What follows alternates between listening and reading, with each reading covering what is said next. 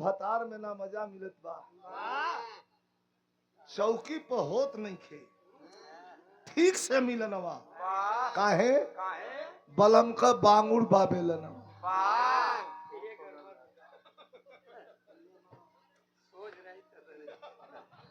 मेहरारू लिखा वाला बड़ा सूझबूझ से लिखले कि जवन कमी होखा के कह देवे के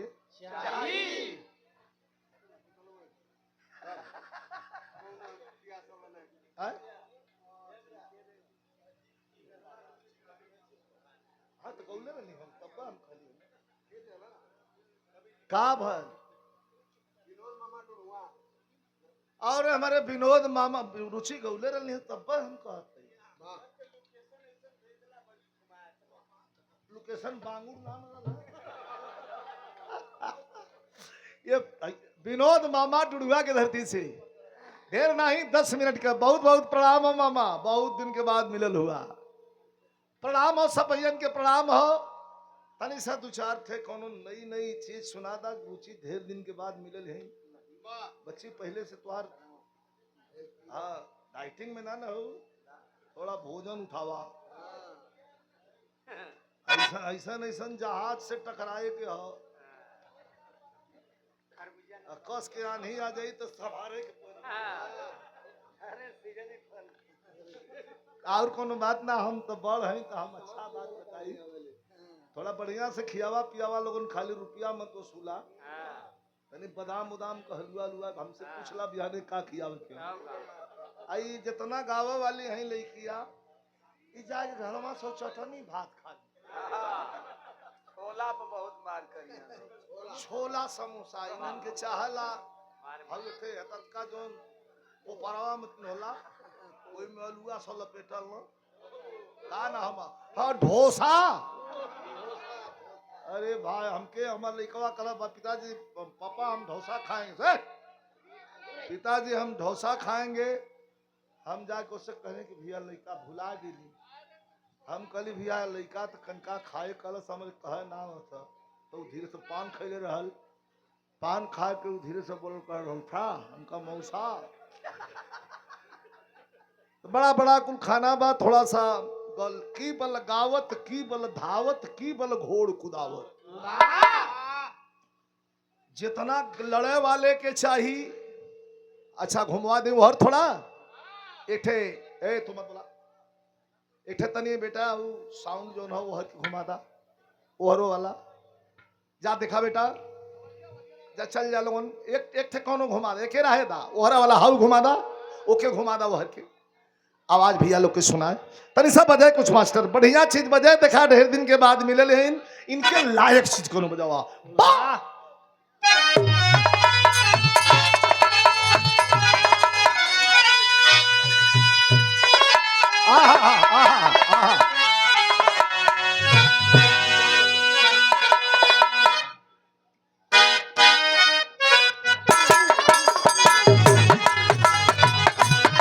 अरे वाह ऐसा कूलर छोड़े के पड़ी भैया बहुत सुंदर फिर से घुमा दे वो भैया छोटका वाला घुमा दे बहुत सुंदर। अरे वाह बारह बार अब सही है बहुत सुंदर बहुत सुंदर।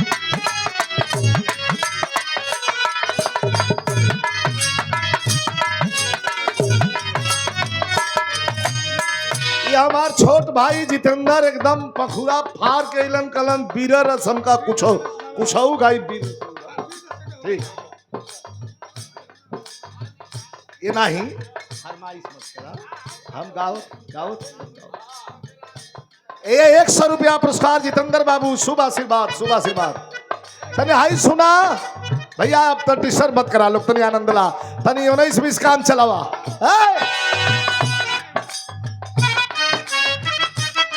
ये नया कंपोजिशन है कौनो हीरो हीरोइन से कहले रहल नायक नायिका से कहले रहल आस्ते आस्ते आस्ते अखिया के रास्ते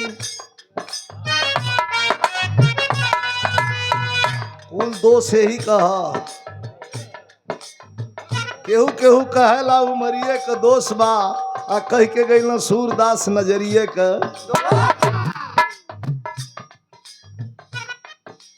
आस्ते आस्ते अखिया के रास्ते दिल में समा गईलू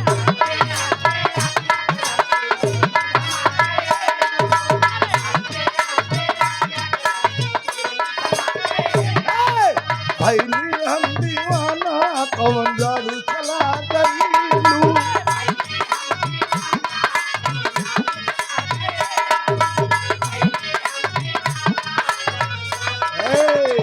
आस्ते आस्ते अखिया के रास्ते दिल में समा गईलू भैली हम दीवाना कौन जादू चला गईलू ओढ़नी के कोरवा में बांधिले बुका हो बोला बोला ओढ़नी के कोरवा में बांधिले ओढ़नी के कोरवा में बांधिले बुका हो मारी के हाँ मारी के अरे नजरिया के पानी चाल हो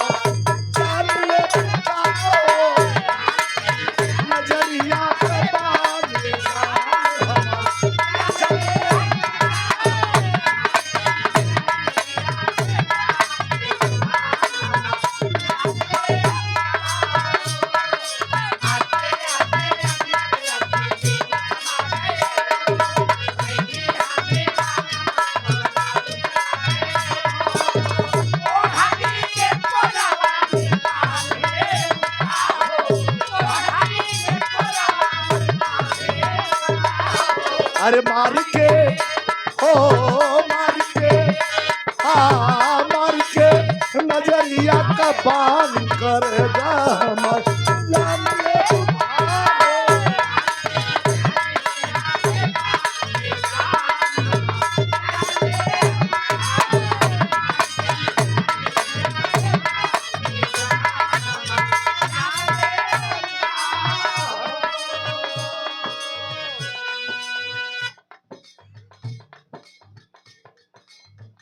और ये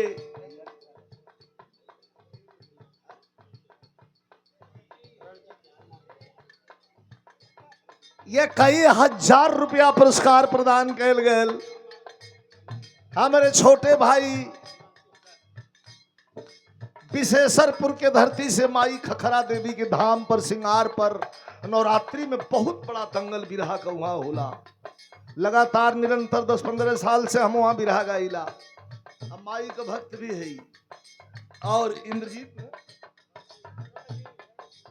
रणजीत बाबू के द्वारा हजारों रुपया पुरस्कार और हमारे छोटे भाई जितेंद्र यादव युवा कार्यकर्ता समाजवादी पार्टी ये हजारों रुपया पुरस्कार प्रदान कैलन धन्यवाद दोनों बहन दिव्यांशी हॉस्पिटल चौबेपुर की ओर से ही पुरस्कार प्रदान कल गल हो बहुत बहुत धन्यवाद हे मास्टर दो चार गो तन कलर दिखा था 2-4 गो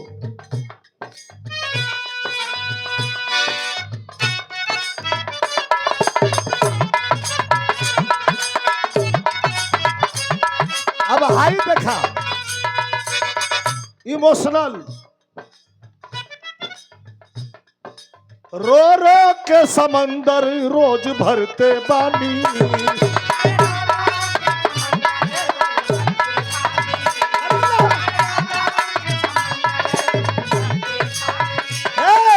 तूता जी तारू हम तो मरते बानी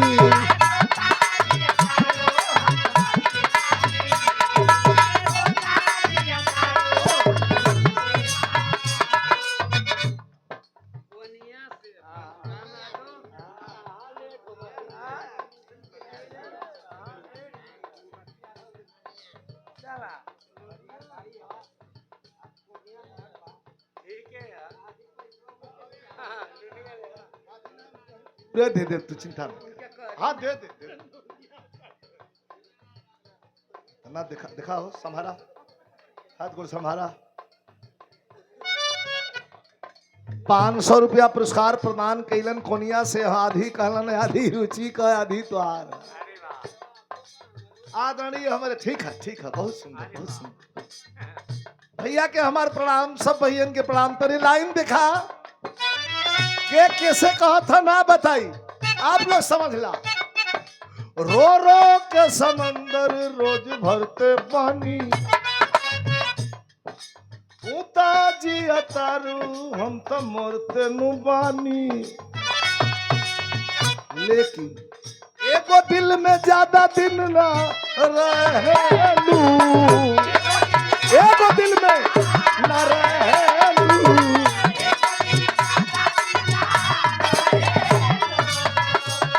मोबाइल से बाहर निकला बच्ची, मोबाइल से बाहर निकला। एगो दिल में ज्यादा दिन ना रहेलू, अपने पागल काके पागल कहेलू, पागल काके पागल कहेलू।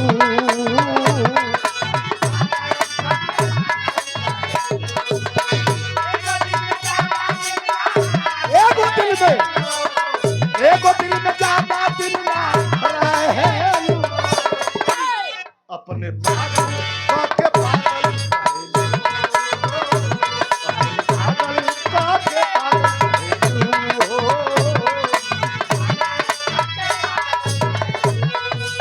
अरे कैलू कताल तू तो ऐसे कैलू कताल तू तो हमरा यकीन के, यकीन यकीन का मतलब विश्वास। अरे कैलू कताल तू तो हमरा यकीन के, आया बले भुलाइल नहीं थी छोड़ला लकीन के।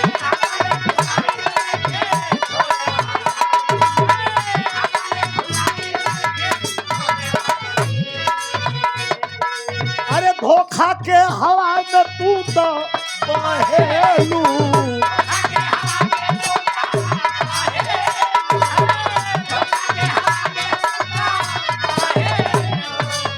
धोखा के हवा में तू तो बहेलू, अपने पागल काके पागल कहेलू।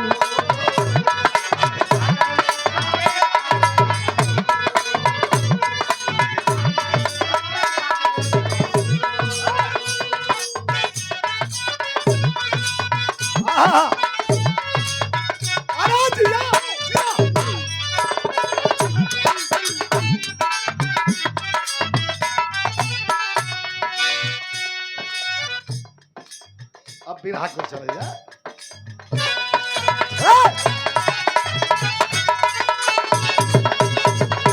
हमके ना निकलेगी ना, ये लोग लड़का बच्चा हुए, ये लोग 4 5 गो 6 गो 8 गो गई हैं।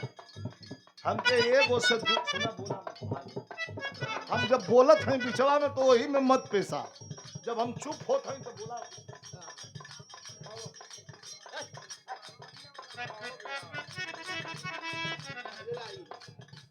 वो है बिना हवा हुई। आदरणीय हमारे बड़कवा हुआ बड़का भैया आदरणीय श्री बेचड़ी यादव जी पंडापुर। अच्छा गा कुछ अच्छा अच्छा अच्छा। तो हम पूजवे करीला, आपका मम्मा रहलन, हम बिना पूजा कैले ये 20-25 साल का रिकॉर्ड है कि बिना पूजा कैले पानी नहीं पी। अब मैं पूजा में प्रथम पूजा गुरु का, रामदेव गुरु का पूजा प्रथम, एक बात कोई। वाह वाह, ये हमारे विनोद मामा डुड़ुहा के धरती से कई 1000 रुपया पुरस्कार, 500 फिर पुरस्कार देके सम्मानित कैलन है। मामा के हमारे प्रणाम बाबा।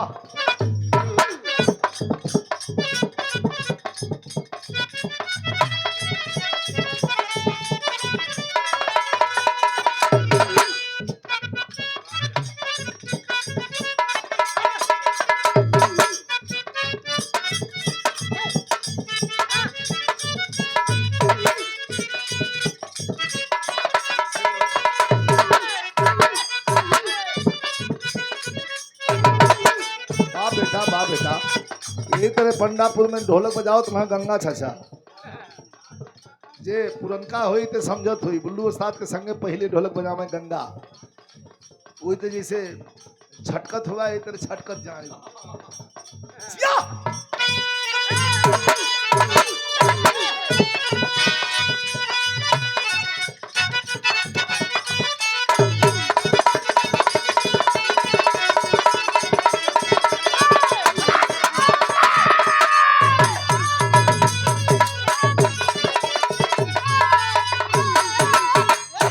दिखाई सुरन सुंदर प्रेम का प्रतीक राधा कृष्ण का सुंदर तस्वीर भेंट कैलन हमारे डब्लू बांसफोर भैया के मामा का लड़का हुन आपन नमवा का अब्दुल्ला भैया भुला गेली गुड्डू बांसफोर बाबू के द्वारा शुभ आशीर्वाद धन्यवाद बड़ा पीछाओं से लोग कहत हुआ तने हाथ उठैया लगू है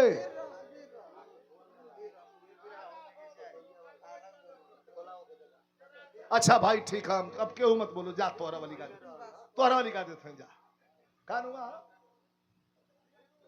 बिपिन बिपिन बांसफोर बाबू के द्वारा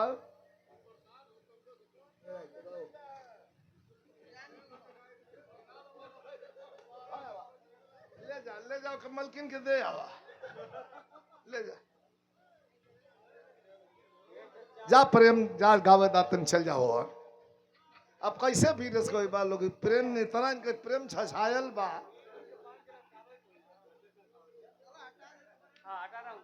देखा विपिन अब तोहरे जी में बा खाली इनके ले जाए यहाँ से 50 मीटर की दूरी पर बैठा था बस काम हो जाए ताकि वहां से आऊं माऊं काऊं करो तो यहाँ मत सुनाओ अच्छा सुन ले जाए मन बा सबके हमारे विनोद मामा भी आज डुडुआ से आगल हुन अब बड़े अच्छे अच्छे लोग आगल हुन ही भी रहा हालांकि हम गाइत ना लेकिन ये समाज में अब वो लड़का का मन हो गल बा ओहरो से लोग कहत बा तो तनी हम ये बिरहा के सुना देते हैं सुनी सभी बिरहा का शीर्षक बा खून की कीमत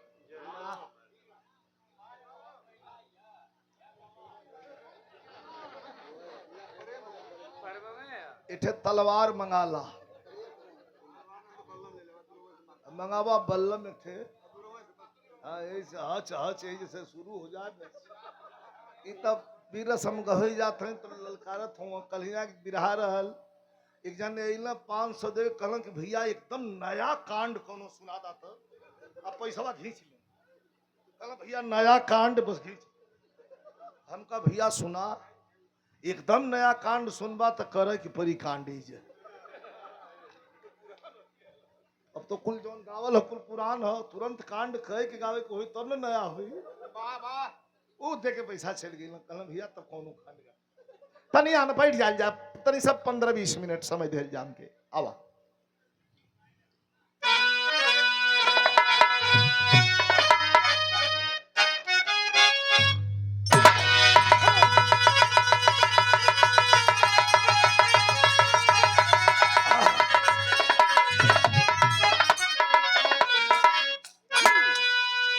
जोड़ वीर रस के बिरहा का फरमाइश हो हमके याद आवला कि गाजीपुर सैदपुर के बगल में जेवल गांव में हमार हाँ जेवल माझा हमारा स्वर्गीय बुल्लू उस्ताद के बिरहा होत रहल हम गावला कुन से ना रहली एक कुल कमेंट करलन कुल लड़कवा कि हैदर अली यहाँ कहिए तो वो गाए तो वो बैठा दिए तो विजय लाल ये गाए तो हमका ये सब बदतमीजी बंद कर दो वो लोग बहुत बड़े कलाकार थे हम लोग उनकी पद की धूल भी नहीं है हाँ जमाना अगर जिंदा होते लोग तो जमाना फैसला कर देता जो नहीं है उसका नाम लेकर के मत किसी को बदनाम करो कवि जी भाव लिखते हैं खून की कीमत खून केतनो कैसनो रही लेकिन मौका पर खून जब खून के लिए खड़ा हो जाला तो भाव कवि लिखत हूं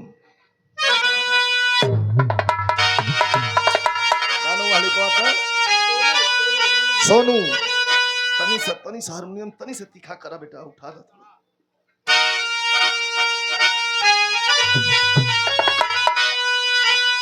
भूमिका कवि जी लिखते हैं कैसे?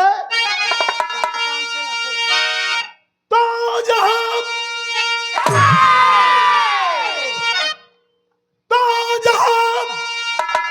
शान से लाखों सर कट गया,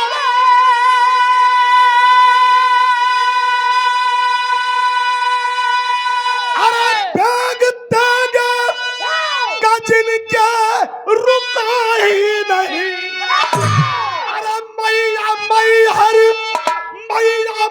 हर की जौहर पथी झूमती, समर क्षेत्र में सर झुका ही नहीं, जिनकी आंखों में दुश्मन है जो चढ़ गया, अरे चींटियों की तरह वो मसल कर चले, अरे यार उदल निकलता था जिस राह से, मौत भी अपना रास्ता बदल कर चले।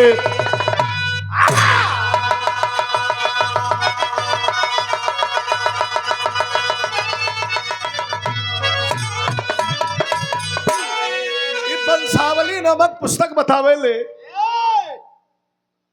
तो लोग खूब रिकॉर्ड कैले होगा, लोग खूब गीत के तनी आज अलगे से रिकॉर्ड कला, कुछ कुछ पंच लाइन उठा उठा कोनो जरूरी नहीं आजकल बड़की बिरहा ना परत हो, कुछ पंच लाइन मार लहल करा लो रोज भी।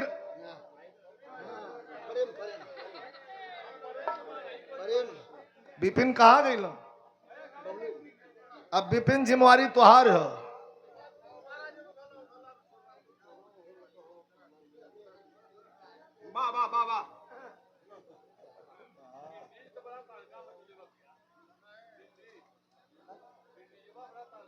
हाँ तब आल्हा उदल निकलते थे जिस राह से, मौत भी अपना रास्ता बदल के चले। लोग कहल कि आल्हा उदल कौन थे? यही पंडापुर काशी बुल्लू उस्ताद भी ये बिरहा एक बिरहा गौले रहो, वो बिरहा में कहले रहलन कि आल्हा उदल के लोग राजपूत छत्री समझलन, लेकिन राजपूत छत्री नहीं, यदुवंशी छत्री आल्हा उदल रहलन। महोबा का रहे वाला ना रहलन, यही आजमगढ़ के पूर्वांचल के रहे वाला रहलन, और यहाँ से पलायन करके पहले बीमारी न आवे, पलायन करके लोग महोबा गईलन और जाके राजा परमाल के दल में भर्ती भइलन, और भर्ती भइले के बाद जब संग्राम छिड़ल तो एक एक लड़ाई लड़लन और सारी लड़ाई बारी बारी से जीत गईलन। अब तो दिल्ली का सिंहासन, अब तो दिल्ली का सिंहासन भी हिलने लगा था। ये तना लड़वैया रहलन, ये तना लड़वैया रहलन महेंद्र, तो से भी जबर लड़वैया। अरे वाह, गन्ना किनारे लड़ वाह वाह वाह लड़ जाई है हारे ना भाग जी का छोड़ के। तो बोला मत दावत को बोला बेटा भगला। तो कव्वाली के तत्व लगल कैसे मास्टर? बैठावा विपिन, विपिन ले जाओ और बैठावा।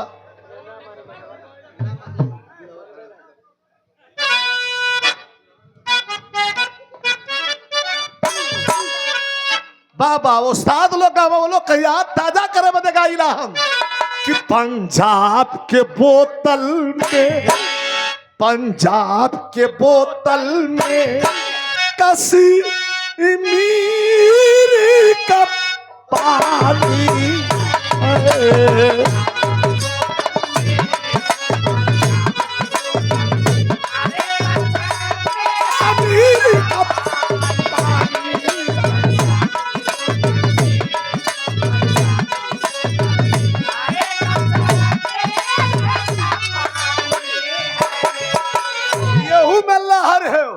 कि पंजाब के बोतल में कश्मीर का पानी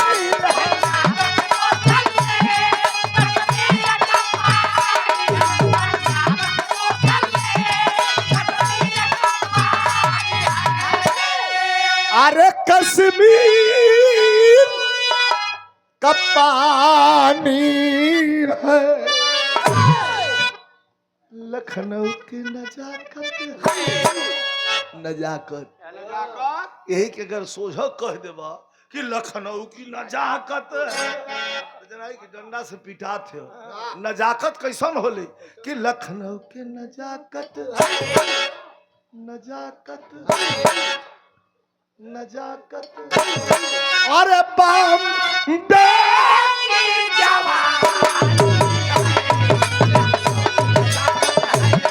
लखनऊ की नजाकत अरे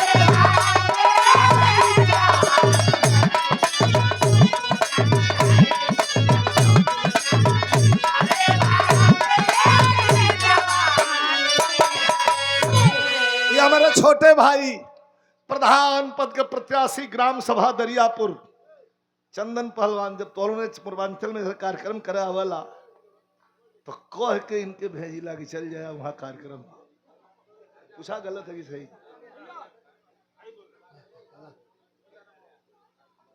हमारे जानत है राजकुमार यादव भैया फूल मंडी के व्यापारी हुए और 500 रुपया पुरस्कार भाव पर हमारे छोटा भाई चंदन पहलवान प्रधान पद के प्रत्याशी ग्राम सभा दरियापुर चंदौली नजाकत पर लखेंदर अब लखंदर भैया ये नजाकत पर कैसे कैसे कैसे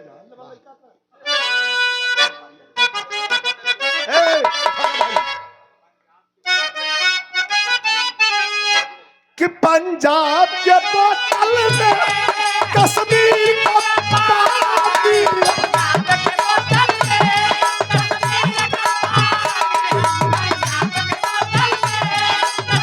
राजेश अरे कश्मीर का पानी है लखनऊ की नजाकत है लखनऊ की नजाकत है लखनऊ की नजाकत है अरे बाम की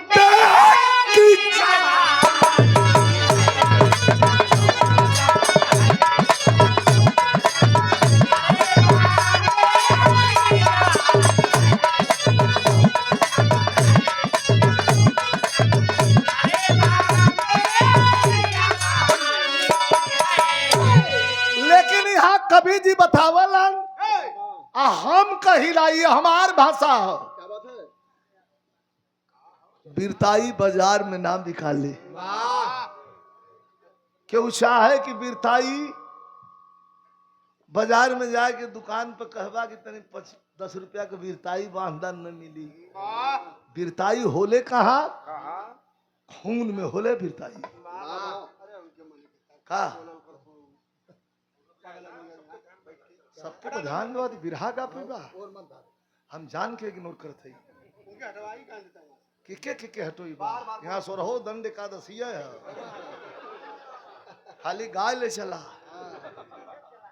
इज्जत लूटे में आदमी पीछे पड़ल हुन अपन बचाए घला जल्ला तमाम लुटेरे कोई बात ना कोई आप लोग भगवान हुआ मालिक हुआ अरे तनी खाइल पियल शरीर है मारे प्रेम में आदमी एक जने हुकारी हर से भरत हो एक जने हर से भरत हो ये जन 4 जाने के हम लेके आल है हम जनले हो तो लोग के हर छोड़ दिले हो तो आप लोग से कमवा चला ले हुई लेकिन का करी इहो लोग आ ही गई ना अब इन लोग के पूरा पेमेंट करे के पड़ी तो हम कुछ मिली ना चाहे तो लोग रात भर के तुम हुकारी लेकिन बिरहा में भी रस खलाइन हो कि जंग साली जवानों के कि जंग साली जवानों के अरे तलवार पानी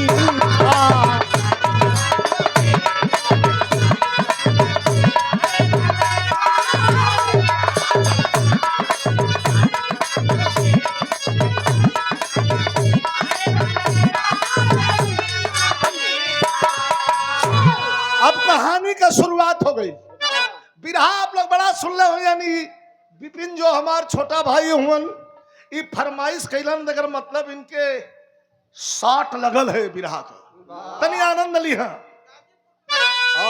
कैसे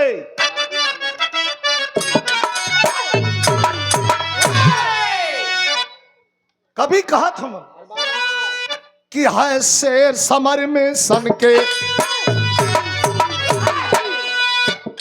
है शेर समर में सन के जब खन का खूनी खंजर, है शेर समर में सन के जब खन का खूनी खंजर, गड़ जाए नजर में जो भी आ जाए मौत के मंजर। कहानी शुरू हो गई कि दरबार लगल मोहबे में,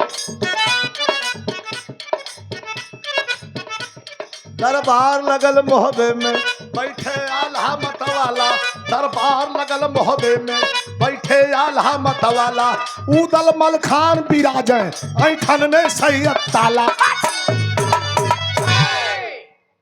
बातों की चली परिचर्चा, एक तरफ आल्हा, एक तरफ उदल, एक तरफ मलखान, एक तरफ परमाल, एक तरफ ताला सैयद, एक तरफ बेभा तिवारी।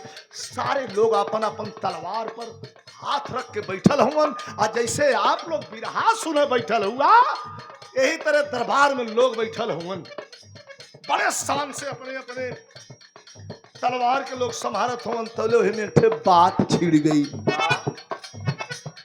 किसी विद्वान ने कहा है कि लकड़ी के गढ़ले लकड़ी जितने चिकन होले, बात के गढ़े लगवा तो बात उतना रुखर हो जाए। देखो बात का चर्चा छिड़ गई। कौन बात? बातों की चली परिचर्चा, आल्हा चिंतित हो बोले, बातों की चली परिचर्चा, आल्हा चिंतित हो बोले, एक बात खटकती दिल में और राज हृदय का खोले। आल्हा का दोनों अखियां भर गई, उदल के बड़का भैया को डपडपा गई आंख, एकदम रोवा रोवा हो गई। उदल दौड़ल लेना खलन, भैया भैया तोरे आंख में आंसू, ये कैसा आंसू? तब बहस छिड़ल कौने बात पर? छिड़ गई बहस फूलवा पर। फूलवा के रहन फूलवा? फिर उदल का औरत तो जमाने में उतना सुंदर मेहरारू नहीं रहलिन। अरे एक फूल से फूलवा तौलात रहल हो, मेहरारू बन के गईलन, जाके ओकरे संगे रात बितौलन। इज्जत नहीं गईल, लेकिन प्रेम हो गयल। प्रेम विवाह कह के उदल लिया रहलन फूलवा के। वही फूलवा पर बहस छिड़ गई। छिड़ गई बहस फूलवा पर, बोले हैं सैयद ताला। छिड़ गई बहस फूलवा पर, बोले हैं सैयद ताला। नयन से मिला गोदी में एक वंश चलाने वाला। बहुत बढ़िया वीर उदल हुए में दूर ना ना हो। तलवार चलावल तो दुश्मनन के ताड़ ताड़ मार दिल, एहू में दूर आए ना हो। लेकिन एक वंश का मुंह है भाई ना ने देखल ना। इतना भैया बैठल हुआ, मर्द होकर चाहे मेहरारू होकर, बहुत बढ़िया मेहना है। मार दहलस मेहना वही ताला सैयद वही समाज में। मुदल निकाल के तलवार कलन, खबरदार आल्हा भैया इनके रोकला, रोकला नहीं तो काट ले इनका गर्दन। आल्हा कलन गर्दन कैसे काट ले बा? इनके तरफ से हम खड़ाई देखा भाई के सामने भाई।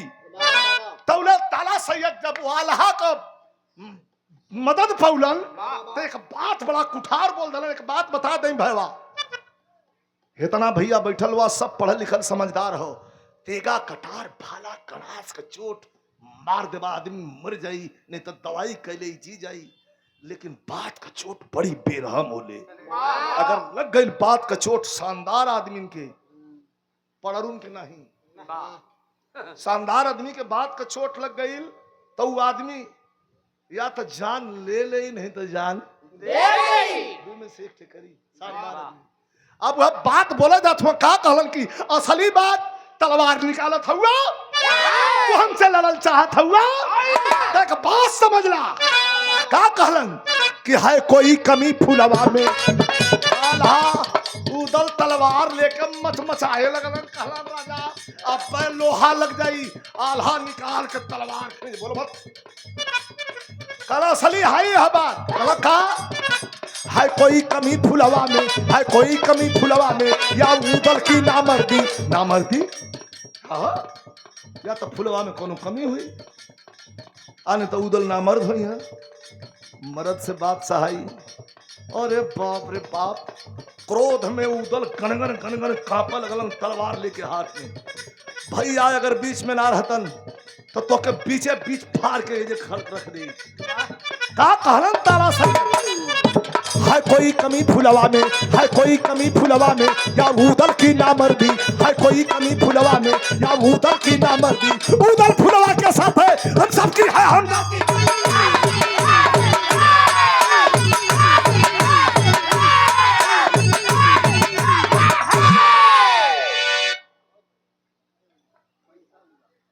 है कोई कमी फुलवा में, या उदल की नामर्दी, या तो कोई कमी फुलवा में हुई अने तो उदल ना मर्द हुई हन। है तलवार हाथ में लेके हारल जुआड़ी मती, आंख में मोटा मोटा आंसू लेके आ उदल समाज में से उठलन। असिया पोछा समाज से बहरे निकल गईलन। कला भैया पर तकलीफ है बात पर भइल कि बतिया था घरों होतरा सो सकत रहल, तो फिर चौकी के चौका का बात, चौका मतलब घरे का बात बहरे समाज में खोलने का क्या जरूरत। ये हमारे फूल मंडी के व्यापारी हमारे राजकुमार भैया एक शब्द प्रदान कैलन है। भैया के प्रणाम बाबू। उदल रोते चल रहे बात लग गई तो कभी भाव लिखत हूं कैसे।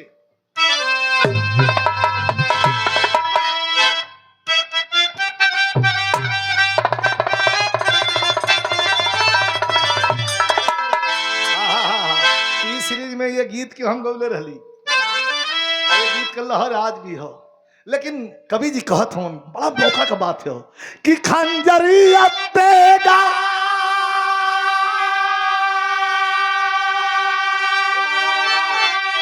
कि खंजरिया तेगा से भी बढ़ के बेट है।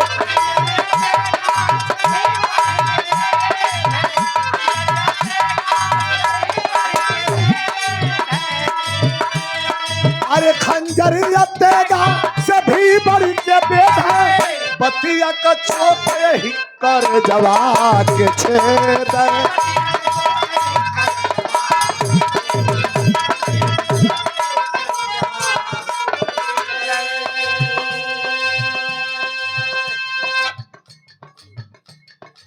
दिखाई 500 पुरस्कार हमारे छोट भाई ग्राम सभा ताला से इंद्रजीत यादव जी और फौजी और नेशनल खिलाड़ी, हमारे इंडिया हमारे भारत की शान, तिरंगा झंडे की तिरंगे झंडे की लाज मान सम्मान को बढ़ाने वाले। और ये सोनी बाबू के द्वारा 200 रुपया पुरस्कार 500 हमारे ताला के धरती से।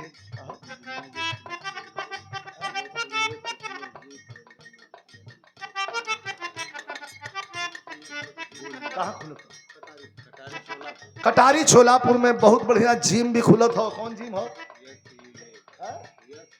यस यूए के नाम से वो जिम हो। चला एक दिन आके बोल दो, हम लाइव आके बोल दे। शुभ आशीर्वाद, धन्यवाद।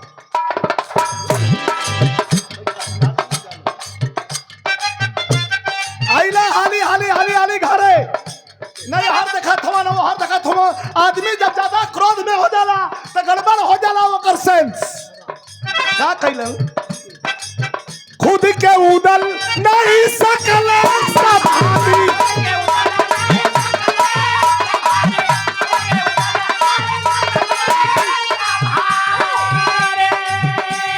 अब ये फूलवा के बहुत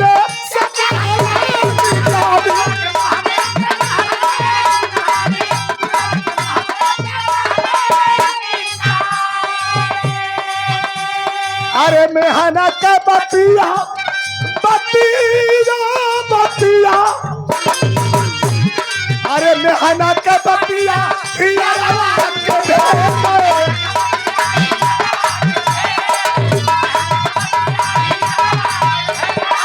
मेहना के बतिया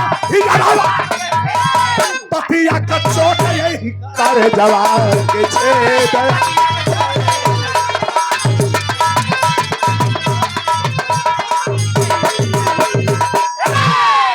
मेहना का बतिया ही अरवा के भेद है।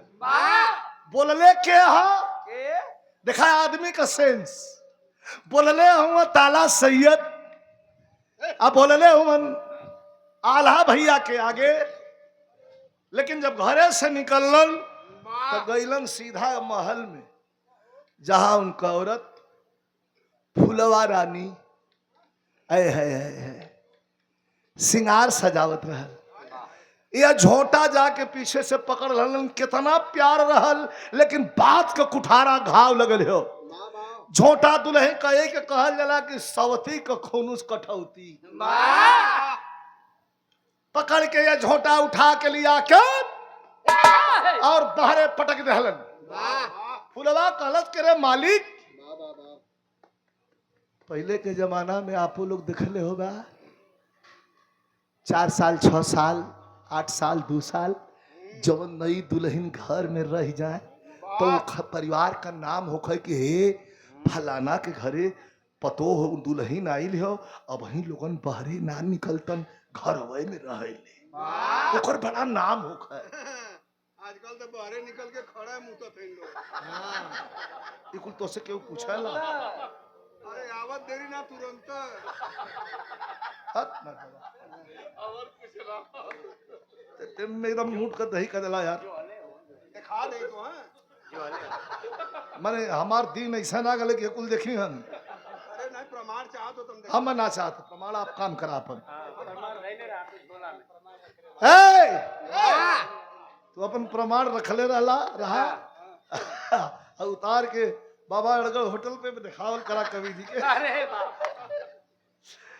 कल अरे जब हम बाहरे निकला ही करा फुलवा रानी हथवा जोड़ के आ उदल से हंसता कालस कि जब बाहरे निकल ही के रहल तब प्रेम से कह दिले होता निकल गल हुई।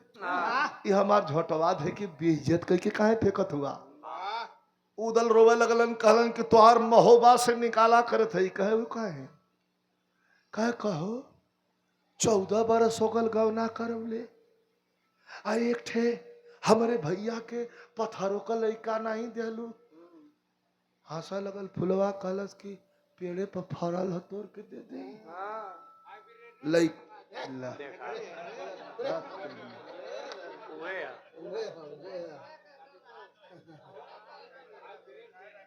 विपिन कहाँ हूँ तू हमेशा खोजीबा। आज तो तुहार कहल मान गई कुल कुल ब्रेक कर बाबा नहीं तो फिर दोबारा गायब। लेकिन कहल तुहार न कर खाली तोहरे कहले बगावत है नहीं तो कुल अमोघ शक्ति है। शक्ति हर जगह नहीं छड़ी। बोलो मत यार।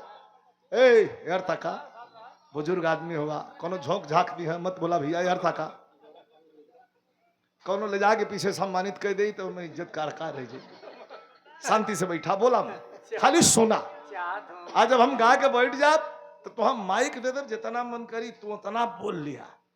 तब का तोर महोबा से निकाला हो था का काहे निकाला हो था का ठे लड़का हमरे भैया के खिलावे के 14 बरस बना देलू। तू कैसन में हरारू हो फुलवा हंसा लगल कलश की पेड़े पे फरत है तोड़ के दे दे। अरे महाराज कल कुल हम नहीं जानी उदल हर मुंह घुमा लेलन तलवार निकल ले हम निकाल दे है तलवार मुड़ के देखा लड़के हटो वहां से हट। जाके तलवार निकल ले है मुड़ के देखा अगर दिखाई दे देलू तब तलवार से गर्दन काट ले। फुलवा बेचारी हो जैसे दुल्हन धल न निकल गए रास्ता धैल और रास्ता धैलस तो चलल जाते सोचत है इज्जतदार अपने इज्जत अपन प्राण दे के भी अपन इज्जत खरीद ली। इज्जतदार आदमी अजय के इज्जत का कोनो मतलब माने नहीं पता है तो के आगे मारा पीछे मारा चाहे कैसहू मारा वो कहीं बोल यह तर्ज लग गई बड़ी पुरान। लेकिन हमारे गुरु जी स्वर्गीय रामदेव गुरु बुल्लू गुरु ये पंडापुर के धरती रामदेव काशी गुरु बुल्लू गुरु के नाम से जानल जाले। कैसे गावा मास्टर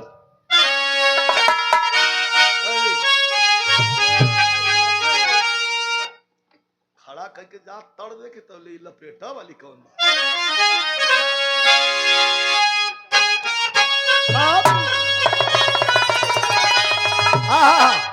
गीतिया हुआ है कि चढ़ाते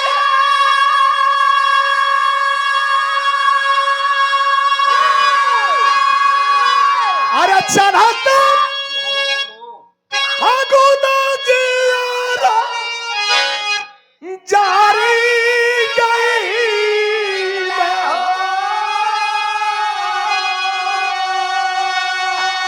कि मोर सजना सनैया विसरी गई फुलवा चल रहा ना जाते कहा आई क्या लजीना क्या लजीना क्या मरना नहीं हारा कि भटकत फूलावा बेचारी माई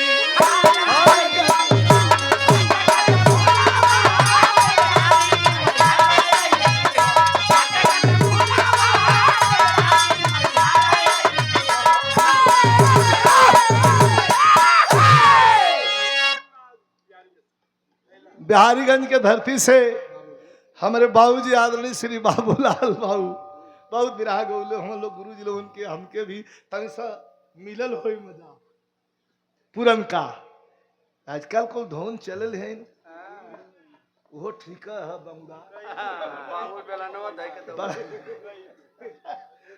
बंगड़ो ठीक है लेकिन कुल तर्ज दिखाई अमर हो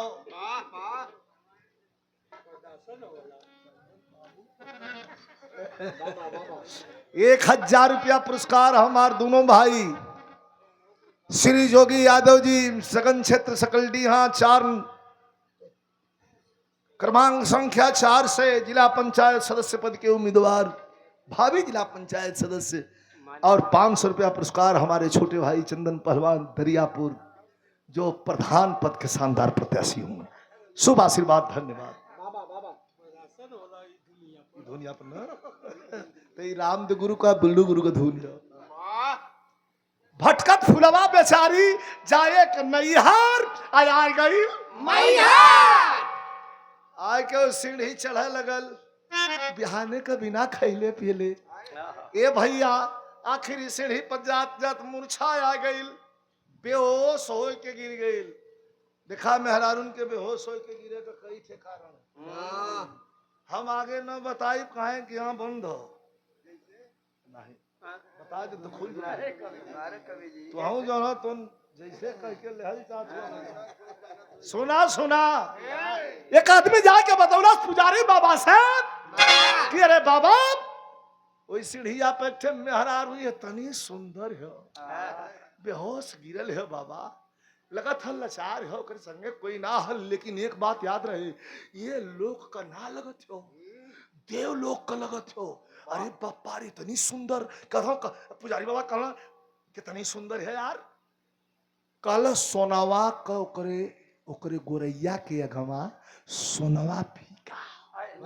पुजारी बाबा दौड़ देहलन लोटा का पानी लेके जाके छिट्टा मरलन उठल फुलवा बैठल कहला बेटी तोहर का नाम हो कलश की नहीं जानी कह तोरे मालिक का का नाम हो कलश नहीं जानी कह रे तुम्हारा वतन कहाँ बिटिया कहा नहीं जानी कह तब ना जाने लू तो हमके अपन बाप चाहे अपन भाई जाना आई जरा हाँ तू टिक्कर बनावा एक छे तू खैया एक हमके खिया कहियो न कहियो ये माई के धाम हो तोरे परिवार के लोग आई है ना तो के लिए आके तो मई हर कहे के मई हर कहे पुजारी बाबा अरे बेहाला न सारनिया के हमारे हमारा ही के बितावा जिंदगनिया के फिर से उजरा के फिर से उजरा अरे बगिया सवारा गई हो भटकत फूलावा बेचारी माई हारा गई। वही जब रोक लगा पुजारी बाबा वाह कला तुझे टिक्कर बनावा रोवा मत। वही जब रहे लगल 1 दिन 2 दिन 6 दिन 4 दिन 5 दिन ना 20 दिन बीतल। 20 दिन का खेला। वाह 20 दिन पहले भगावल रहल। वाह वाह पहले का मतलब नाप खोलब पोल तो ई बिराह अधूरी रह जाई। अरे वाह ब्रह्मा के यहाँ से हमरे राम कौल भाई बतावलन वाह वाह कि सृष्टि के संचार बदे परमपिता ब्रह्मा के हंस से औरतन के एक ठे विशेष धर्म हो। वो धर्म का हो मासिक धर्म। वाह भाई वाह मतलब बताओ तुम ढेर मतलब मत पूछो। मतलब 8 20 दिन बीतल रहल। जहां मासिक धर्म आई वहां मुंह खोल देना जल्ला तो 20 दिन बीतल रहल उदल भगा देले रहलन। आ यहाँ जब 20 दिन बीतल तो 20 40वां दिने फूलवा के महसूस भयल। का महसूस भल कभी कहत हूं क्या बात है कि अरे जवन बादल विधा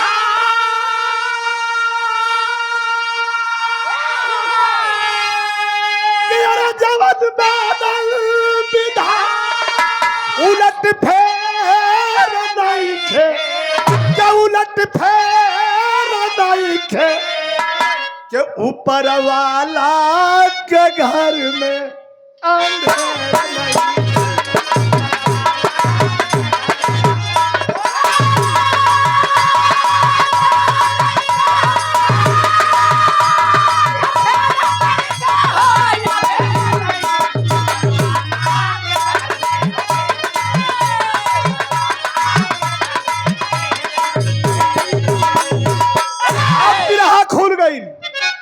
कि जवने माँ फूलवा अरे जवने माँ फूलवा के उदल दूर कैल वही माँ रानी के गर्भ रही गईल।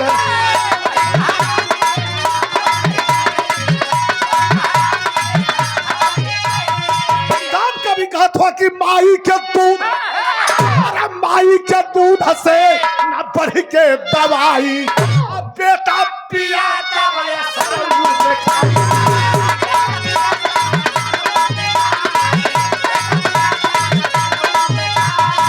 अरे दिन में पलटे दत्तनी को अबे नहीं खे। ओए धमिया पर 40 दिन के बाद भैया भैया बोला मत धमिया पर का करबा जस जस खौली तस तस बोलवाई। अरे पुरान होल बा तो नहीं हम तो यहू जा लेकिन अब ही कंट्रोल में हूँ। तब दिनवा पलटे में तन को अबेर नहीं थे। ओई धाम पर पता चलल कि जौने बदे हम भगावल हई इ तो हमारे स्वामी का निशानी हमारे कोख में पलत बा। चल चली का तैयारी कैलस फुलवा की चल चली। हाँ ओकरा बिहाने खोजब ना कहाँ भागल कैसे भागल कौने खुआ में बिहाने बताई। हाँ बैठ जा कहे तब कभी जी भाव बड़ा ऊंचा लिखलन कहे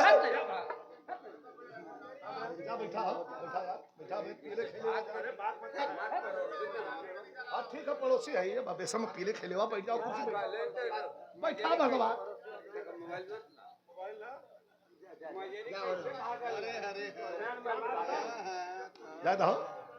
बैठा लिया जाए ना के पड़ोसी हूँ इन अपने पड़ोस में बैठा हुआ है।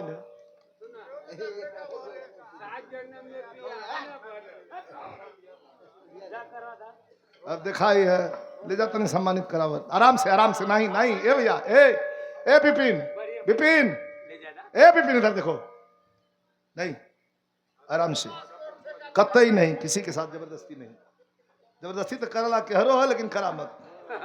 कहता वाह कहर कहर ताकि जहर ताकि और कांटा है एक कांटा में 32 को दांत में अकेला जीभ हमन दूठे फसल है 3 थे अंदर ये जोले हमार होई तले डाउन हो गई है कुछ आ तोले जब ताजा हो जाए लेकिन ना वही जगह लगल धाम पर खाए पिया लगल पूजा पाठ करे लगल 9वां महीना बीतल बिरहा का कहानी पहुंच गए वहां फुलवा एक बेटा के जन्म दहलस ए पंचो बेटा ना बारूद पैदा कैलस तो बिरहा का तर्ज बदल गई कैसे मास्टर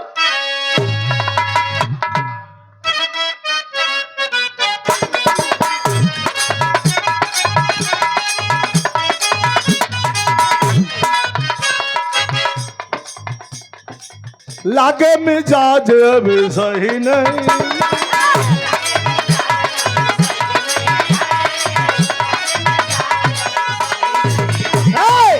महलू मठाई तो सही नहीं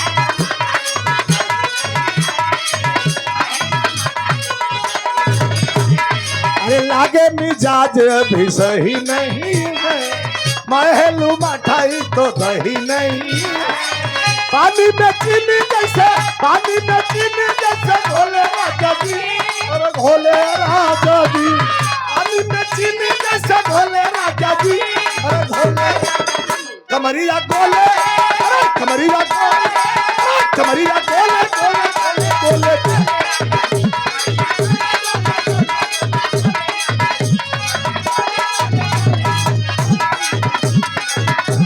रस फुलावा का बेटा जब भइले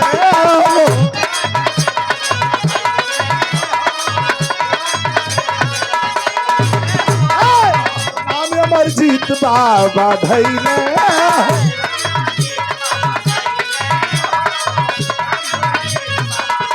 अरे जोश का पारा चढ़ के बोले लागल बा अरे बोले लागल बा बोले लागल बा बोले लागल बा जवनिया मर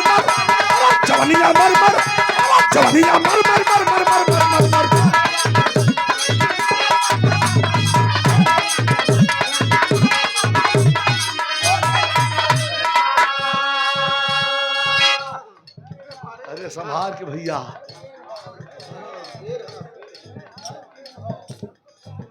प्रेम ना है जब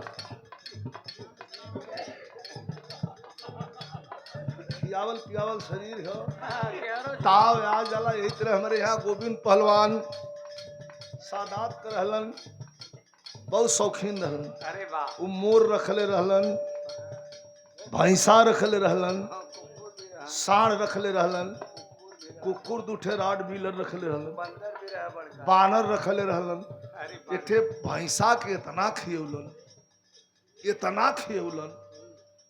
कोई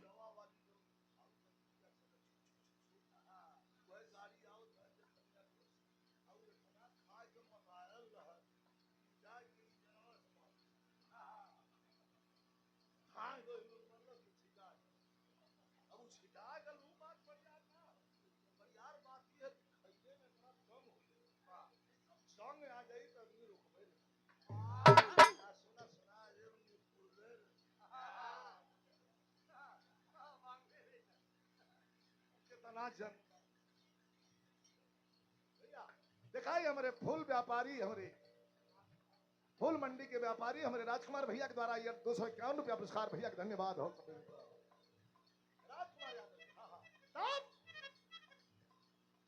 आप भैया लगल रियाज बनावे दिखाई जौन हो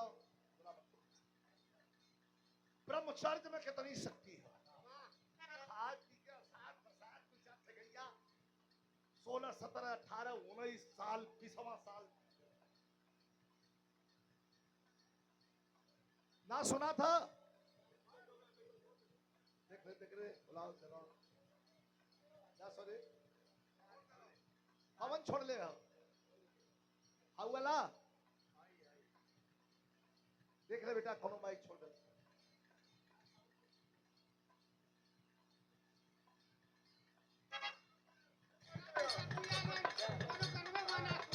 ना सुना था। अच्छा ठीक है, जा जा जा जा।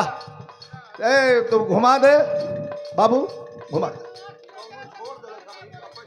अरे कौन छोड़ दे, अरे बच्ची देखा देखला कौन, और जाके सुन के देखला। जा बैठा बैठा। अब इतना तैयारी वो लड़का कैलाश, ये इतना तैयारी कैलाश कि 20 साल के उम्र में अब पेड़ा से लड़ा लगल। अतौला तबने ही घरिया, अरे तबने ही घरिया मैहर के नगरिया। सुना तबने ही घरिया मैहर के नगरिया। अइले आल्हाए काए ओकर बड़का बाबू उदल के भाई शारदा माई का पुजारी रहला। आ गई वही अखाड़े पर अपन लंगोटा जंगिया चढ़ा के सोचला कि रियाज मार ले तो चली। तौले तबने ही घरिया मैहर के नगरिया। अइले आल्हाए काए अखाड़े पर भेंट हमर जीत से भाई लता। अखाड़े पर भेंट हमर जीत से भाई लता। धड़कन करे जा धक्का धक, हाथ भी दंगल भाई, हाथ भी दंगल भाई, चोरिया दंगल भाई,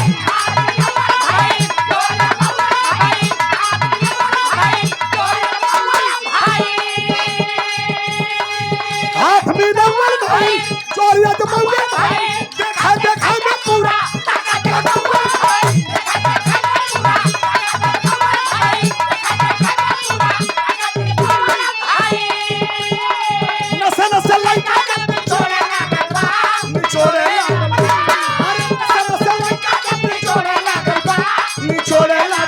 चवनिया मार चवनिया मार चवनिया मार मार मार मार मार।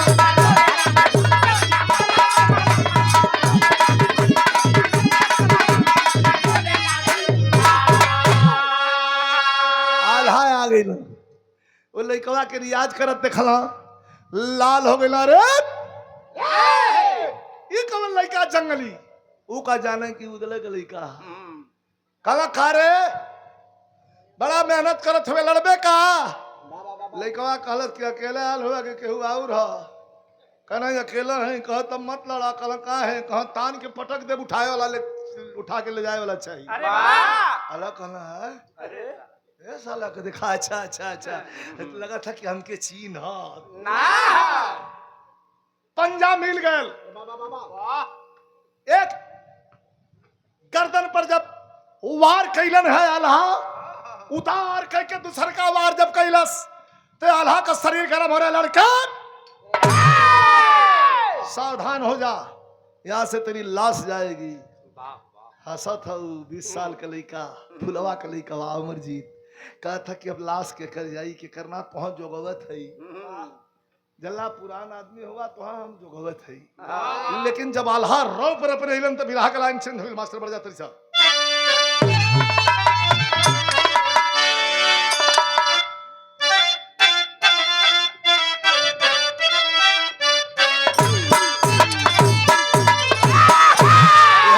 उस्ताद लोग गाँव कि अरे मैया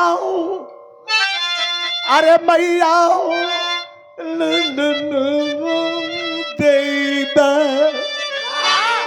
ये गीत के हमान अमर कर देली, अमर हो गई गीत।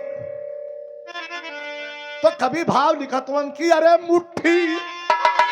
मुट्ठी जब की भिचाले यार।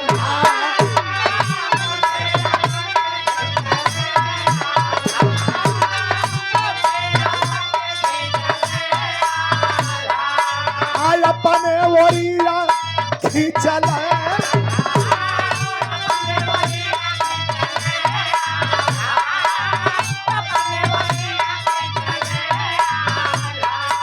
अरे पहले जनाया जैसे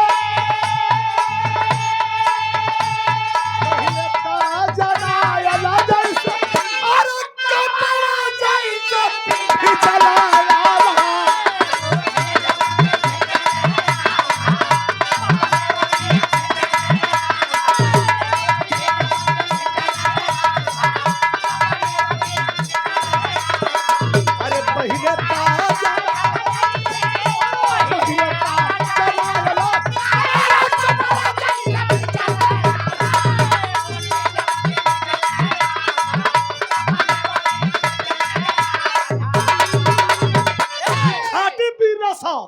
और भड़कल बारूद जैसे वही अरियल पहाड़ ऊपर।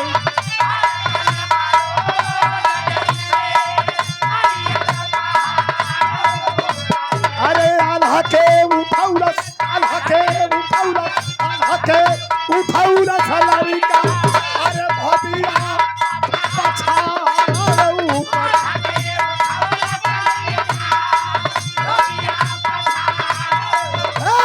अरे शंका से धीर लया।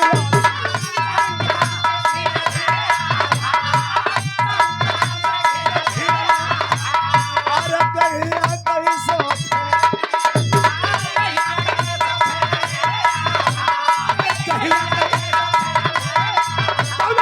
मरल समूला तानी, अरे मरल समूला तानी।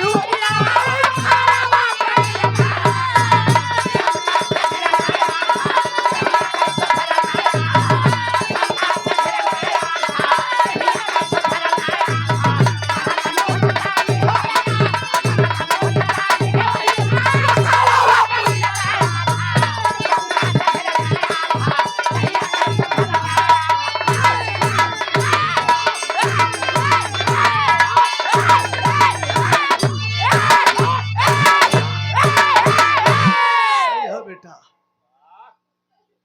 अपने से केहू के अपने से कम न आकर भैया आवाज में बोला मत हो। शंका से घिरल आला, दहिया कैसो फेरल आला। बचत बचत तो ले दाव पर पकड़ा जाई तो साढ़ भैंसा आदमी पटक ले।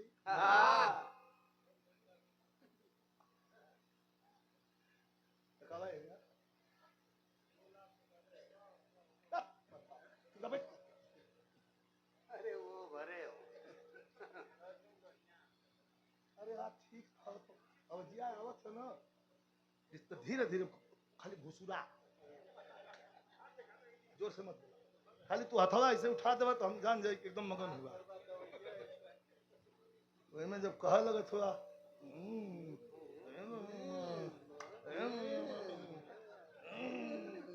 तो हमें दिक्कत होती है।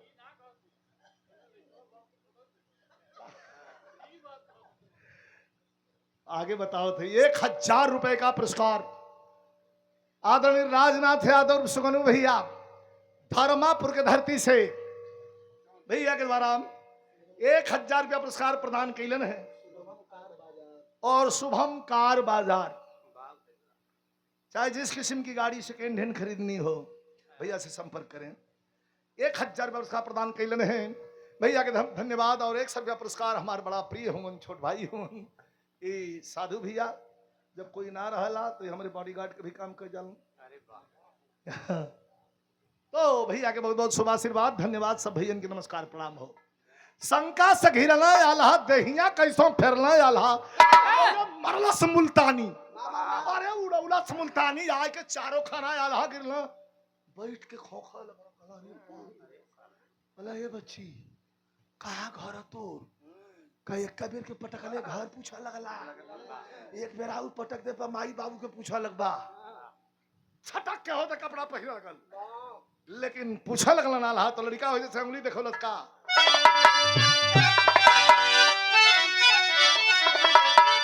कहा कि ललकारी जब माई कह दुधावा, अरे ललकारी जब माई कह दुधावा।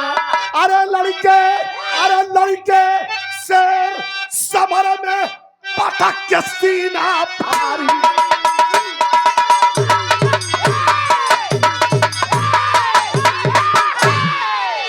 ललकारी जब माई का दुधवा परिचय मत पूछा और लड़े का मन हुई तो ये जो रुकल है काल और लड़ी है आल्हा टुकुर टुकुर ताकत हो का ये लोग कई लइका मृत लोग कहिए नहीं दे लोग से आल्हा जंगलवा में भागे लगल। कुछ दूर ले पीछा कैलन कि अरे सुन सुन सुन पकड़ लेहलन और पकड़ लेहन तो कहना हो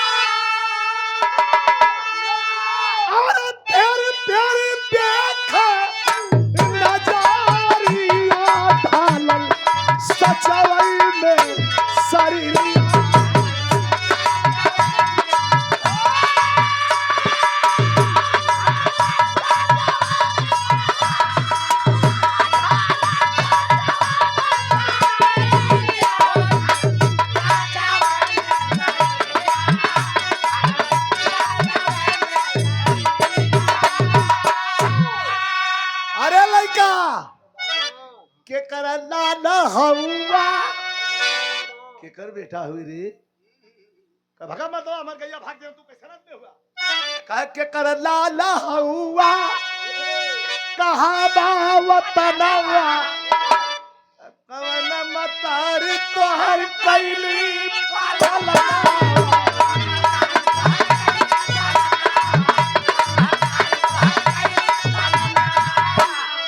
लेके आल्हा अखाड़े पहले वही मैहर माई के नीचे से गोड़ पर थोन की माई अब कवन मुंह लेके हम तुहार दर्शन करे सरवा पटक के हमार मंडौर बिगाड़ धलस माई अब हम जात है आ गइल महोबा इज्जतदार आदमी के इज्जती है खुद होले एकदम मुंह गिरा के बैठल हम उदल दवरलन भैया दर्शन करेगा लाला है बाबा दर्शन कैला कल कैसन उदासल हुआ कल का बताई कहीं बतावा कल मैहर के खड़वा बैठे लड़का रहल अब लड़कवा पिछवा से इतने बीम घींचत रहल डरिया पकड़ के अरे ओकर देहिया देखली रे उदल एकदम तोरिये मथिन का चुप रहा मतवा पहले बतावा साफ साफ लड़का फैका के बात छोड़ा करे वह लड़कवा हम दू बेर फटक देहलस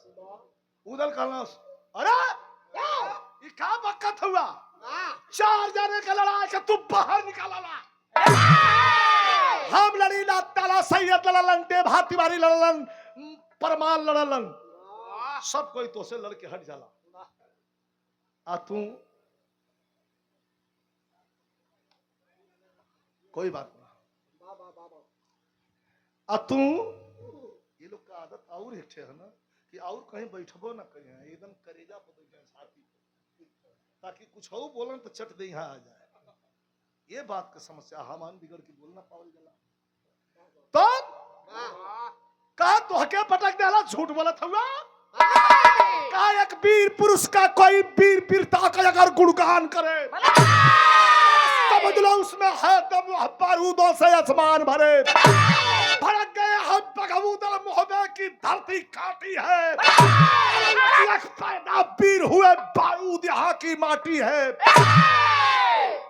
कवन रहल हो खोज के पटका वाला कहलन ना मिली कल का है कल जंगलवे में भाग गए कल ना मिली तो मैहरा के धाम पर कुश्ती होगी जौन अखाड़े पर तो हम पटकले हा वही अखाड़े पर कुश्ती हुई मैहर के धाम पर कुश्ती होगी ना लगा वक्त ऐलान हुआ खाली बगबूदल की कुश्ती होगी मैहर में फरमान हुआ अरे एक पीर सजय मोहबे से अरे एक पीर सजय मोहबे से रण देखन रणधीर चले कैसे लंगोटा बाण के फेटा सभी मोहबिया पीर चले है 10 दिन में लेके पूरा तासा ताल बजावत पूरा पजवा धन डुडिया कि उदल का कुश्ती हुई 10 दिन बाद पंचमी हो नाग पंचमी आया के अखाड़े पर वही मैहर के चढ़ के उदल अपन ताल देवे लगलन कौनो आदमी आवे तुरंत दौड़ के आल्हा से पूछा भैया तनी चिन्हा त चिन्हा एमे ना न हो काहे के पूछत हुआ ओके हम देखता चीनी जाए हाँ वैसन तान के पटकले है कि चिन्हावे के न पड़ी ए भैया तले शाम को 4 बजे फुलवा के लड़का बनले यह पगड़ी चढ़ल आके आल्हा काने में कहला कि है हाँ दबर के गईला उदल लगलन ताल दबर सुनिला की बड़ा बहादुर हुआ अरे भैया के पटक दले हम पटक के दिखाओ तब लड़कवा कलश कह भाई हुआ लो पहले ही बता दे हाँ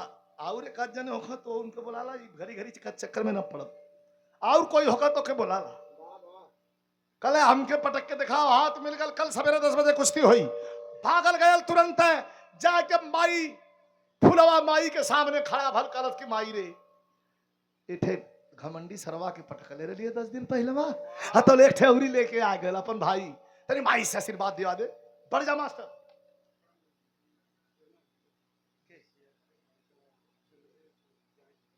ये पुरस्कार प्रदान किया गया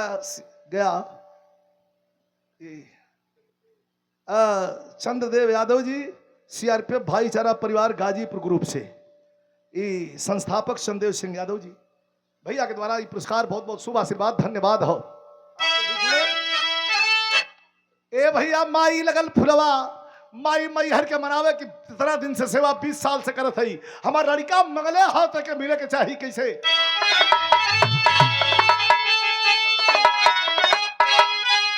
कि अरे कुश्ती ना इज्जत है खानदानी पानी डूबी ना और रखा लाज है मैया का महारानी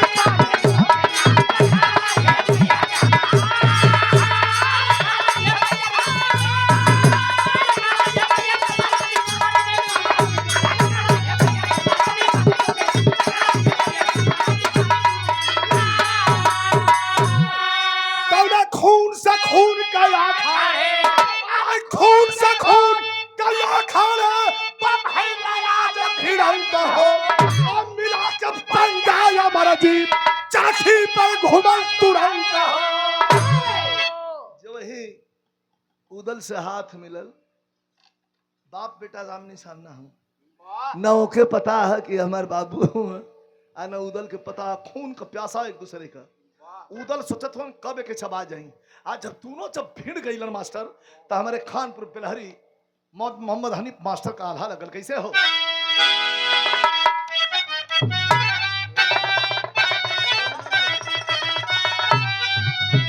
आए तलोहा के अब लोहा के लोहा जब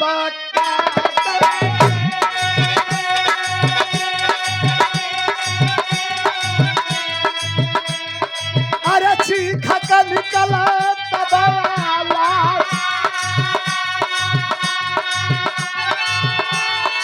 अरे अपने और खिंचा बढ़ाऊंगा अरे हमारा जीत समाज है कुलर राजा सत्ताव बकात चलता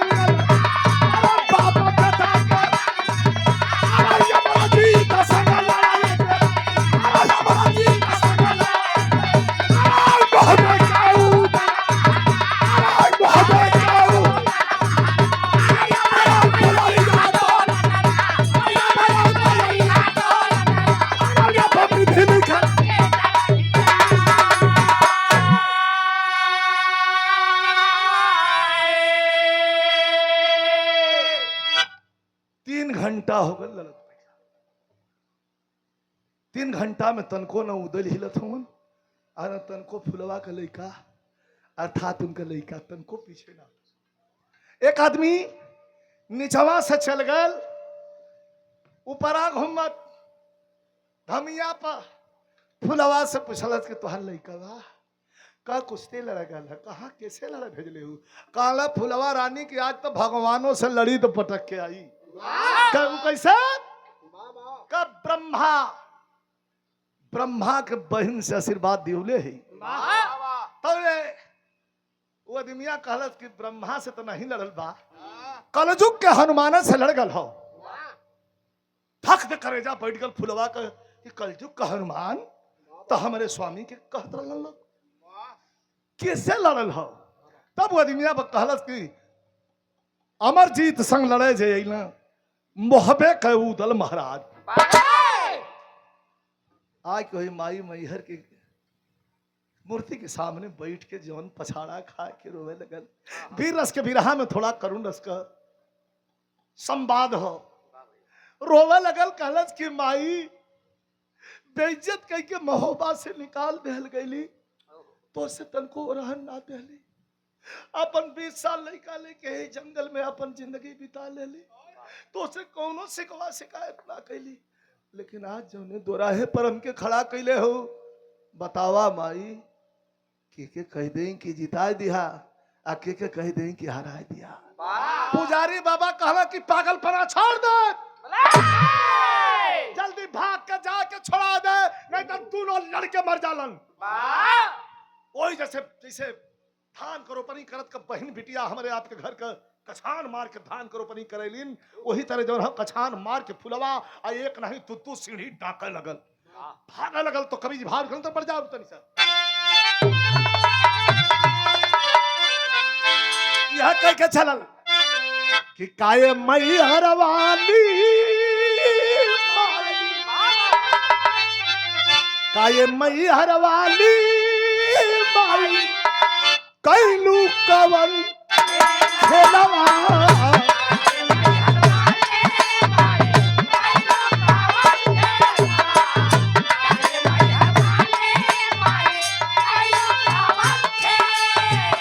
अरे बाप संग बेटवा जदे अलियू लड़ाया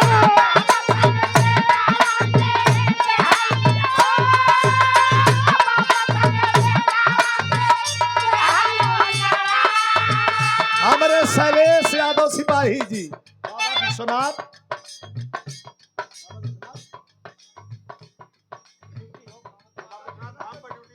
अच्छा भगवान क्या बात है बहुत उत्तर प्रदेश पुलिस के नौजवान होवन और बाबा भोलेनाथ के शरण में आपको ड्यूटी हो ऐसे बढ़िया हर कुछ तनख्वाह नहीं हो सका।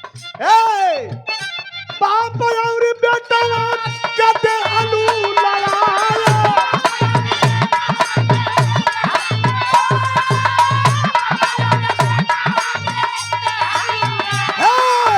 बच्चे करे हम जीत के लगई भाई अरजिया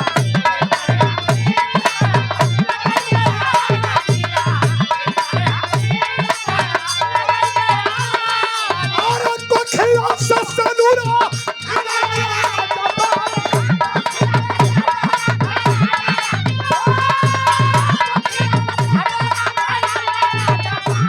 मंदिर से दौड़ल अखड़वा केवैया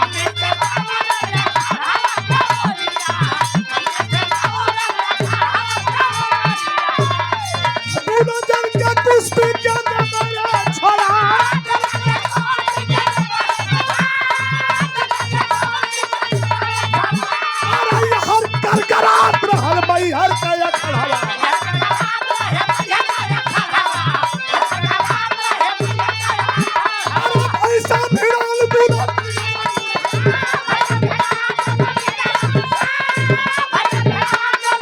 दवा दवा के झोंका या मर्जीत ना दवा दवा अरे घूम के लिया मुल्तानी का उठा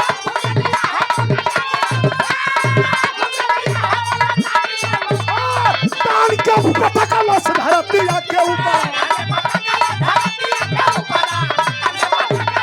अरे खड़ा कर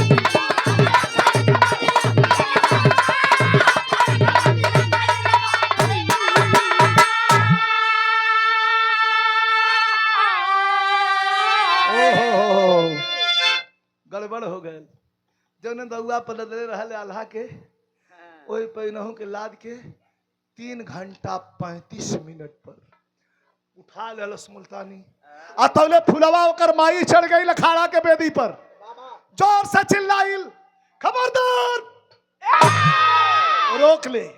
अब दाव पर उठा ले तो रोक कैसे ले तन दे पटक के छाती पर बैठ गल तौले फुलवा आ गई मरलस्तान के दू हिसाब पर कह रे माई तो हम कुश्ती देखा आइल हो करे हम पटकले है रे तो हम झपड़िया होते इनाम न देवे के चाही रोवे लगल फुलवा कह छोड़ दे कह नहीं छोड़ा तो मत कहो ये सारे नकुआ दिले हूँ ये हर हफ्ते में सारे आके लड़ जाते हूँ हमसे एक मिला के पटक दे मुआ दे डरा जे हैं सो हमेशा बदे आ यही के मुआवजे दे सरवा ढेर बोलत बोले फुलवा फिर दूझा पर मरलस।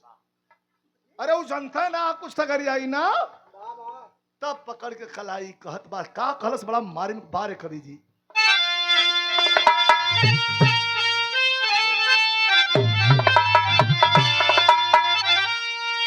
अब रोवे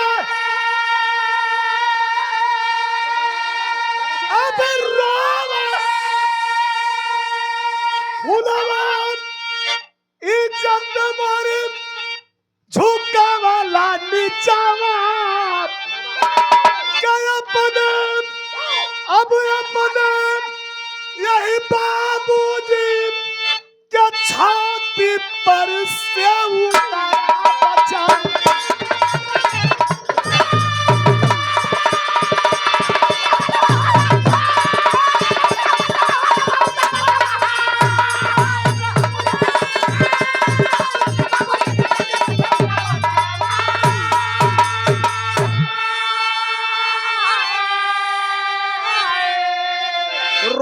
फुलवा इज्जत मोर झुकावला नीचवा अपने बाबूजी के छाती पर से उतरा बचवा छटक के हो दे भाग के खड़ा भल करे माई है बाबू हूँ कहे हाँ भैया करे माई हाउ जो न खड़वा के नीचवा नेपत हूँ के हो तकलस फुलवा बुंदेलखंडी घुघट में कहे अरे भैया तुहार बड़का बाबू हूँ कहे माई बड़ी गलती हो गई कहे का कहे दोनों जाने कितना उमच के पटक दिले है जब हम बड़का बाबू बाबू कह में लोग के हजम न हुई माई।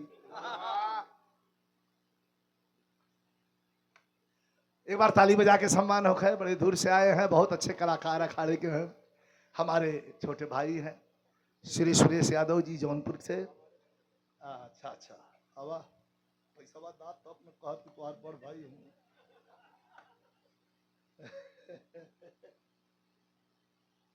बहुत सुंदर एक बार ताली बजा करके सम्मान करिए बहुत सुंदर कलाकार और हमारे कलाकार तो दुनिया में पैदा हो जाए लेकिन पीछे लाल कोई नहीं। अरे ऐसे नहीं कहते एक बार ताली बजा के बहुत बहुत धन्यवाद ये आपका प्रेम है हम आपके गुरु हैं और अपने गुरु को बखान दुनिया करे दुनिया जो जो अगर हो सब बढ़िया हो हमारे नजर में क्यों खराब ना लेकिन क्या करें कुछ आदमी हुआ हम उल्टा पलटा बोल के गरिएबो करल हम का गरिए लही से जेकर दुकान चलत है चले हम वहीं के उल्टा बोल के अगर जेकर दुकान चोरी चल जात हो तो हम अपन छुपायल लहिला या चलवा कुल लड़ जालो हम ना बोली ना जायदा। ये पुरस्कार 200 रुपया हमारे शिष्य हैं बहुत अच्छे कलाकार हैं और कहना क्या है मेरा जगत में एक अलग छाप है और बड़ी फिनिशिंग बड़ी सफाई से अपनी गीत प्रस्तुत करते हैं महेंद्र बच्चन भैया के द्वारा ये पुरस्कार बहुत बहुत बाबू के शुभ आशीर्वाद धन्यवाद। और जब उत्तर प्रदेश सरकार में जब हम राज्य मंत्री रहली तो हमारे गठित कमेटी में माननीय सदस्य के रूप में भी सदस्यता ले रहा एक बार ताली आप लोग बजा के सम्मान करें धन्यवाद। कहा माई बड़ी गलती हो गई माई कहा का गलती कैला भैया करे इनके तो पटक देली उनके बड़ा उमच के पटक ले ये दोनों जाने के बाबू बड़का बाबू हम कहा माई हम लोग से परहेज न हुई माई लोग बर्दाश्त न करी है उदल खड़ा भइलन बोला मत उदल खड़ा भइलन और खड़ा होके उदल कहलन फुलवा के देख के रोवे लगलन कि हम तो गलती कैली अब तू गलती के जवाब गलती से दे देहलू लवट के ना अइलू कहे इतना बेइज्जती के दिले रहला कि का लौटी कई कुल का है हम समझ ना पावत है अमरजीत का गटौआ पकड़ के उदल के हथवा में थमा के आ कहलस फुलवा का कहलस कि जवन माह मोहबा हमर छूटल सजनवा कि यार वही माँ कोठी में पड़ल है सुगनवा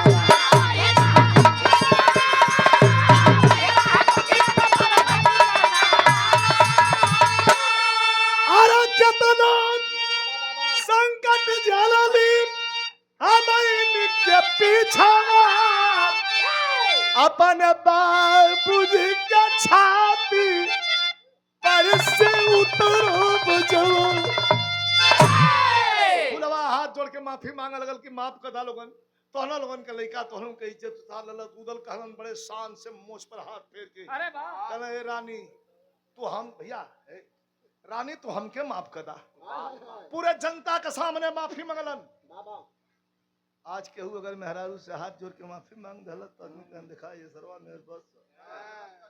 हल्का मत लीजिए, ये कौन है? पुरुष प्रधान देश हो, प्रधान पुरुष प्रधान देश जरूर है, लेकिन है कौन शक्ति? यही शक्ति है, यही है तो हमारा आपका वजूद है। ये नहीं है तो सब शून्य के बराबर है, कुछ भी नहीं है। इसलिए शक्ति का हमेशा सम्मान होना चाहिए, सम्मान करना चाहिए। कहे उदल कहलन कि बड़ा कुश्ती लड़ली, बड़ा कुश्ती पटकली, अंतिम लाइन है आनंद ले लिया। आई बिरहा का मेन निचोड़ बा कितना टच कैले हो, सबके कवि जी टच कर दे, सबके छूले हो। कहलन कि सुना कहत हो कि इज्जत उतार लड़त, बड़ी लड़ाई लड़ली, कुल लड़ाई जीतली। आ जितना कुल लड़ैया जीतले का खुशी नहीं हो, उतना ही लड़ैया हार गेले के खुशी। का वो कैसे? कहा कि दुनिया में चाहे, सबके लिए लाइन हो कि दुनिया में चाहे हर एक बाप समझदार हो, अब बेटा वो कर निकला वहू से समझदार हो, वहू से शानदार हो। हर पिता दुनिया में समझदार पिता यह चाहला कि ओकर बेटा उसे भी शानदार निकले। हाई कि अब आयल कोहिनूर बामान के लगा कि अपने बाबूजी के छाती पर सिर धरा।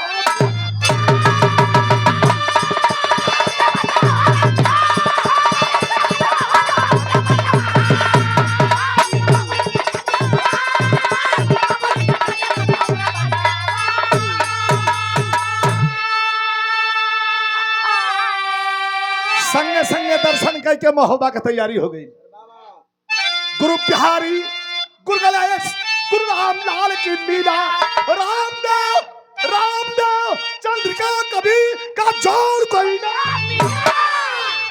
ललकारी जब माई का दुधारा विजयी प्यार लाल सदगुरु चरण बलिहारी।